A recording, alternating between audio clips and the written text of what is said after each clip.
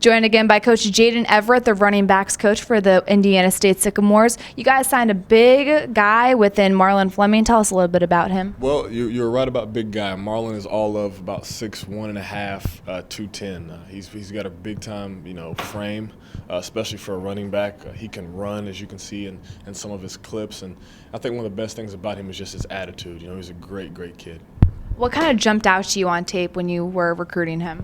Well, first and foremost, like we just said, how big he is, and then how he just separates himself from defenders in the third level. I mean, he's physical, and someone that big. I mean, just being a running back that can just run. I think that all of us coaches, we had kind of a model of a back that we seen that we wanted. We wanted a big, 6'1.5", 6'2" back.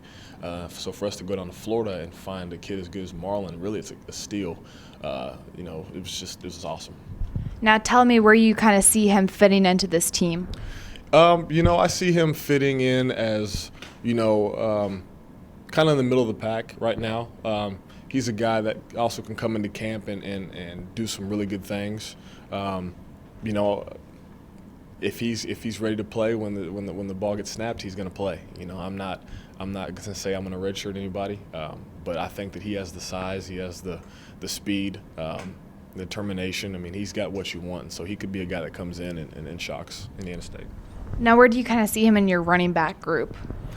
As far as character-wise, I see him being a jokester. Marlon is one of those types of guys that he's always taking selfies. That's one of the things with him. He always has his shirt off. He's one of those types of guys. Yeah. All the abs and all that. So.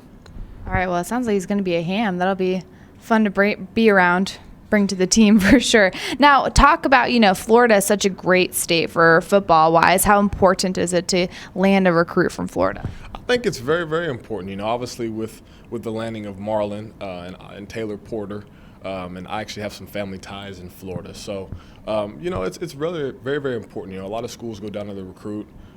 So for us to be able to branch down there and spark the interest of those guys to get them excited about Sycamore football, it's just awesome. I think that we got 4 or 5 guys from Florida this year, and so we hope to continue the pipeline. Well, I'm sure you look forward to taking some selfies with Marlon, and we look forward to seeing what he's going to do next year on the field.